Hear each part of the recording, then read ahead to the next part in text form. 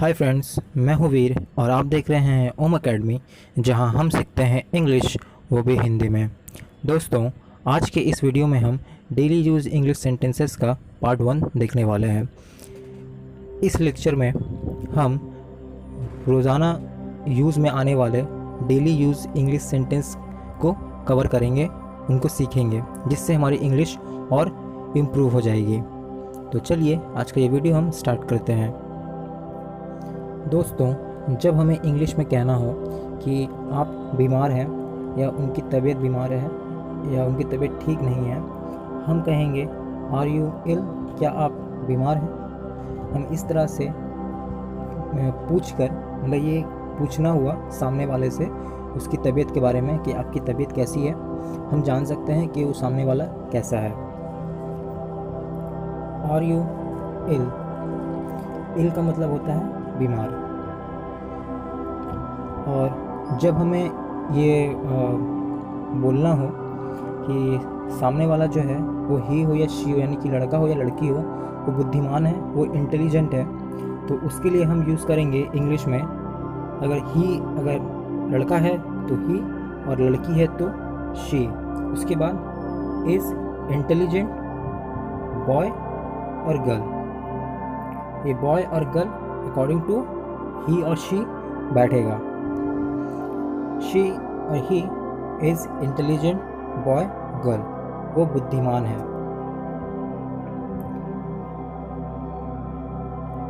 अगर हमें कहना हो कि वो आदमी अंधा है, तो हम कहेंगे this man is blind. This man is blind. यहाँ पर ब्लाइंड का मतलब है अंधा।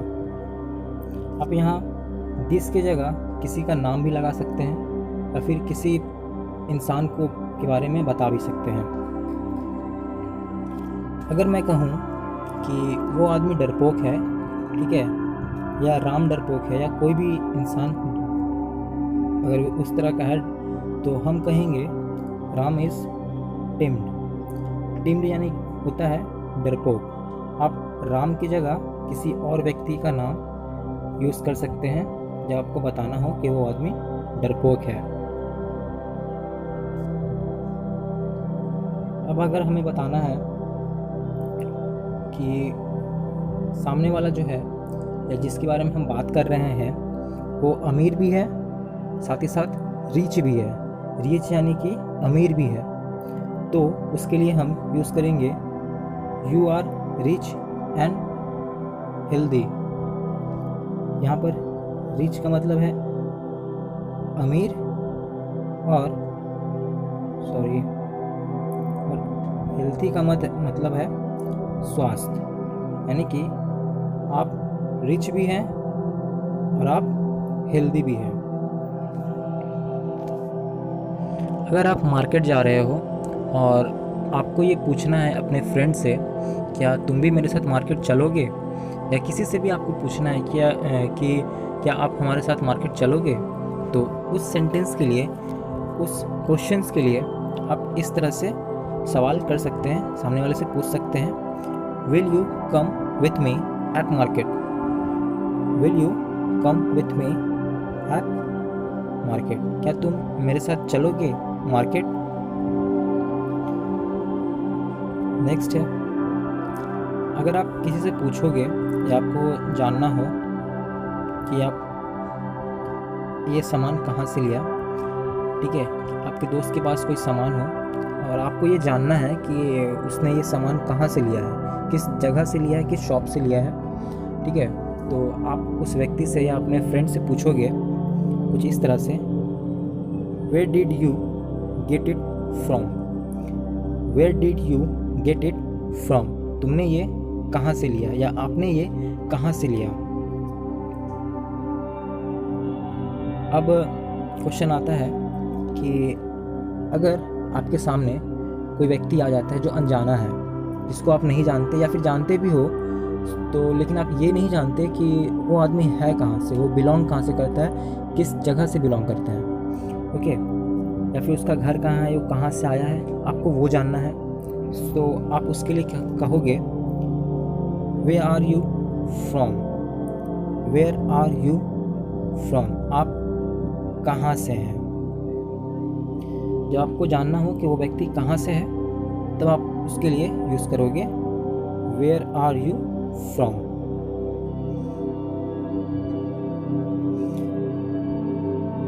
नेक्स्ट है, अगर आपको कोई चीज़ किसी दुकान पर या फिर किसी मार्केट पर कहीं पे भी पसंद आ जाती है, सो आपके साथ में जो है वो आपसे पूछ सकता है या फिर आप उससे पूछ सकते हो कि डू यू लाइक दिस, या फिर आपने कोई सामान खरीद के लाया है या आप अपने घर में किसी को दिखा रहे हो या फिर अपने किसी मित्र को या किसी दोस्त को दिखा रहे हो, आप उससे पूछोगे ना क्या तुम्हें ये पसंद आया। सो इसे हम इंग्लिश में कहेंगे do you like this, do you like this. Next है,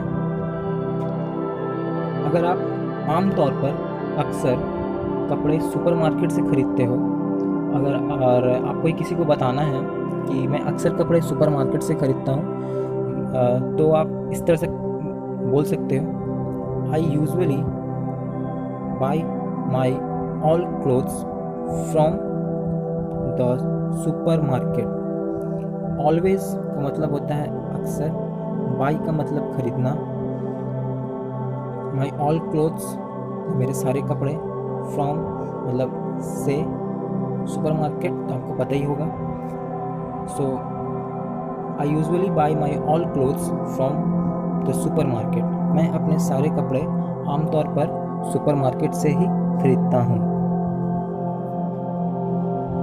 दोस्तों, अगर आप किसी जगह पर किसी की वजह से फंस गए हैं या फिर किसी की वजह से आप उस जगह पर हैं और आपको कहना है कि मैं तुम्हारी वजह से इस जगह पर हूँ, सो इसे हम इंग्लिश में इस तरह से कह सकते हैं I am here because of you. ध्यान से सुनिएगा, I am here because of you, मैं यहाँ हूँ तुम्हारी वजह से, I am here because of you. Next हमारा है,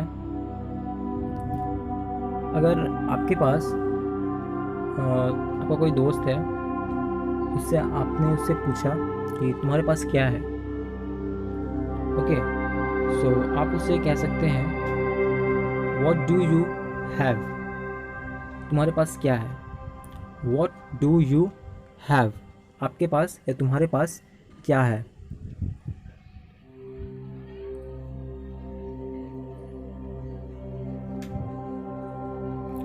अगर आपके पापा या फिर आपकी मम्मी को आप कहते हो कि मुझे उस जगह जाने का बहुत मन है, ठीक है, ये प्लेस है, वो बहुत सुंदर प्लेस है, आप वहाँ जाना चाहते हो, ठीक है, और आपको बहुत मन है उस जगह पर जाने का, तो आप कहोगे कि मुझे बहुत मन है उस जगह पर जाने का ऑब्वियसली। तो इसे हम इंग्लिश में कैसे कहेंगे, इससे हम इंग्लिश में इस तरह कहेंगे I would like to go there. ध्यान से सुनिएगा, I would like to go there,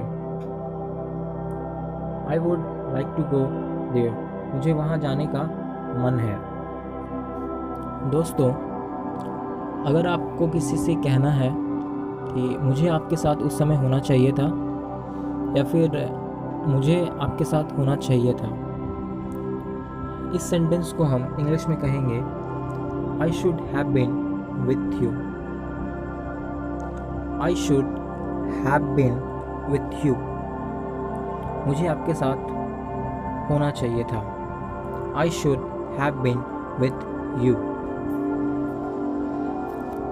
या फिर अगर आपको कहीं जाना है, किसी एक स्टेट से किसी दूसरे स्टेट या फिर किसी एक जगह से किसी दूसरे जगह जाना है या फिर किसी एक स्टॉपेज से आपको किसी दूसरे स्टॉपेज जाना है और आप बस के लिए खड़े हो, आप बस के लिए इंतज़ार कर रहे हो और आपको नहीं पता है कि आपके सामने जो बस खड़ी है वो शायद उस जगह तक जाएगी जहाँ तक आपको जाना है, तो आपको ये पूछना होगा ना कि आप कहाँ तक जाओगे, सॉरी ये बस कहाँ तक जाएगी या फिर ये बस वहाँ तक जाएगी या जहाँ तक आपको जाना है।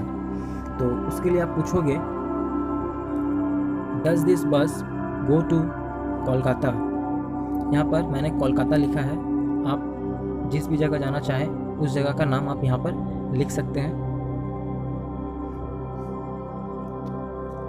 डज दिस बस गो टू कोलकाता, या फिर आप किसी भी दूसरे व्हीकल से जाना चाहते हैं या जा रहे हैं, ठीक है, तो आप यहाँ इस जगह पर उस व्हीकल का भी नाम आप चेंज कर सकते हैं, और इस जगह पे आप उस जगह का नाम भी आप चेंज कर कर बोल सकते हैं।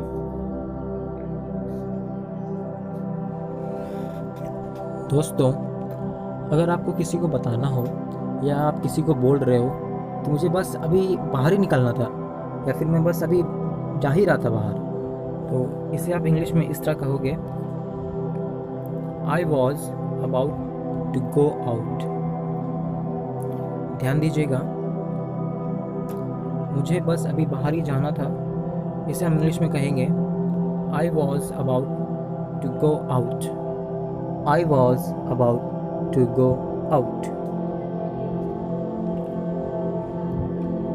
या फिर नेक्स्ट है हमारा कि आप किसी भी जगह पर हो और कुछ बातें हैं जो शायद आपको नहीं पता है, और आप पूछते हो कि मुझे भी बताओ क्या बात है, मुझे भी बताओ, तो मुझे भी बताओ इसे हम इंग्लिश में कहेंगे, सामने वाले से हम पूछेंगे कि मुझे भी बताओ, उसे हम इंग्लिश में इस तरह कहेंगे, लेट मी नो।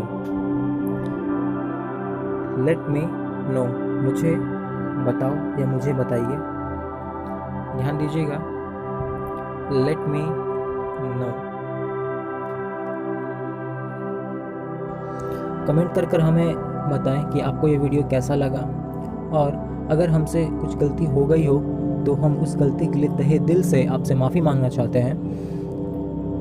और आपने हमें इतना समय दिया उसके लिए धन्यवाद।